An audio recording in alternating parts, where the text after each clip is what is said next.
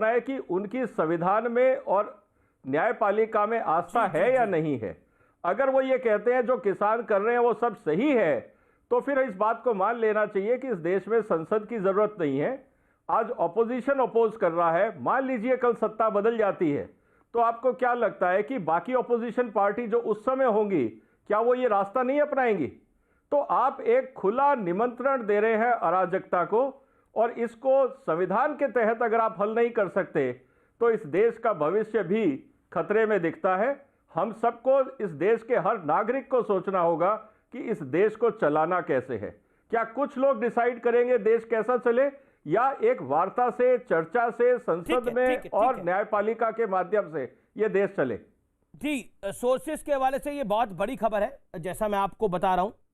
और ये खबर ये है कि कुल मिलाकर किसान जो है वो अपनी मांग पर अड़े हुए हैं, लेकिन सरकार की तरफ से सबसे बड़ा ऑफर दिया जा चुका है। अवैध दुबे में आपका रुख करता हूं। 50 घंटे की लगभग बातचीत के बाद इन कानूनों को स्थगित करने की मांग सरकार ने मान ली है। क्या आपको लगता नहीं है यह आंदोलन यहां पर समाप्त हो जाना चाहिए, या फिर आप चाहते हैं कि एक पैरेलल रैली निकले, परेड निकले 26 जनवरी के दिन? अबे जी, अमीश देवगन जी, भगवान शंकर प्रणेता थे हठ योग के, और शरीर की जड़ता को दूर करने के लिए हठ योग किया गया है। तो ये लड़ाई सरकार के पूंजीपतियों के सत्ता भोग बनाम किसान के हठ योग की है। मैं ये साफ कर देना चाहता हूं, आज गुरु गोविंद सिंह जी की जयंती है। उन्होंने नारा दिया था, 1.25 लाख से 1 लड़ाऊं, चिड़ियंते में बाज लड़ाऊं। उनके कहने का आशय यह था कि अपने आत्मशक्ति को इतनी मुखरता, इतनी दृढ़ता के साथ लड़े कि बड़े से बड़े प्रचंड बहुमत की सत्ता को भी झुका दिया जाए। अरे प्रार्थना क्या है किसानों की? 60 से अधिक किसानों ने शहादत दे दी है प्रधानमंत्री जी। वो प्रार्थना छोटी सी ये कर रहे हैं। जब आज आप अमीश देवगन जी बड़ा खुलासा करते हैं कि 1.5 साल के लिए सरकार स्थगित करने को तैयार है, 18 संशोधन सरकार दे रही है, तो इस कानून में इतनी खामियां हैं प्रधानमंत्री जी, तो किसानों की बात मान लीजिए और पूंजीपतियों को पूजना बंद कर दीजिए। हम सब मिलकर आपका स्वागत करेंगे।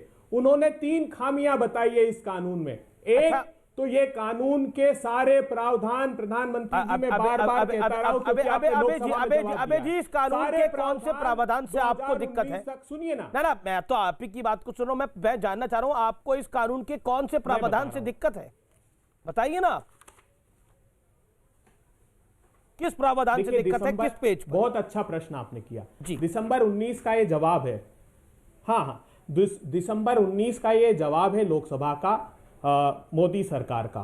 उसने कहा कि ये सारे के सारे 6 प्रोविजन, जो खास 6 प्रावधान इन कानूनों में है, वो 15 से 25 स्टेट्स में लागू है। वो चाहे आंध्र प्रदेश हो, आप 2019 का जवाब बता रहे हैं, कानून 2020 में आया, और आप मुझे प्रावधान बताइए। आप मोदी सरकार का जवाब क्यों बता रहे हैं? मोदी सरकार तो सब कुछ गलत ही बोल रही है, आप बिल्कुल सच बोल रहे हैं। आप अपना बताइए, दिक्कत क्या है इसके अंदर? क्यों आवश्यक? जी, फिर मैं शाहनवाज जी का रुख करूंगा। इस कानून में दिक्कत यह है कि आपने, अगर आपने एसेंशियल कमोडिटी एक्ट के सेक्शन 2(1) में 1A ऐड कर दिया और असीमित मात्रा में संग्रहण की अनुमति दे दी, तो किसान कह रहे हैं कि निजी क्षेत्र में समर्थन मूल्य को अनिवार्य कर दीजिए। और ये तो आप ही ने प्रस्ताव दिया था, आप ही ने कहा था कि डिफरेंट एग्रो क्लाइमेटिक जोन्स में अलग अलग फसलों को हमको बढ़ावा देना चाहिए। उन फसलों को बढ़ावा देने के लिए करना ये चाहिए। विजय सदाना कुछ ऐड करना चाह रहे हैं इस विषय में। विजय जी बोलिए, विजय जी बोलिए। विजय जी, इनकी समस्या का समाधान है आपके पास? दुबे जी ये बताएं, जो ये बोल रहे हैं कानून में कहां लिखा हुआ है, कौन सी लाइन है जो आप बोल रहे हैं? सर, आप कानून पढ़ के सुना दीजिए कि कहां लिखा हुआ है। सिर्फ लिखा हुआ है 2 लोगों को, प्रोसेसिंग इंडस्ट्री और एक्सपोर्टर, बिल्कुल, only up to installed capacity. सुन लेना प्लीज, आप बताइए कहां लिखा हुआ है, क्या? बोलिए। अरे आपने प्रश्न पूछा, जवाब सुन लीजिए।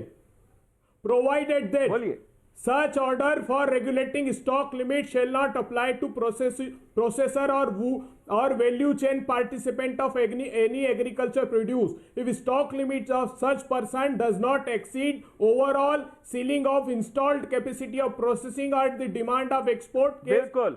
आपके इस देश में कितना प्रोडक्शन होता है सर? दूसरा वो ये कह रहा है कि सुनिए, दूसरा सुनिए, अब सुनिए, एक मिनट, आप बताइए ना, इस देश में टोटल गेहूं का कितना प्रोडक्शन होता है? पूरी बात वो पूरा आप बताइए ना। और सब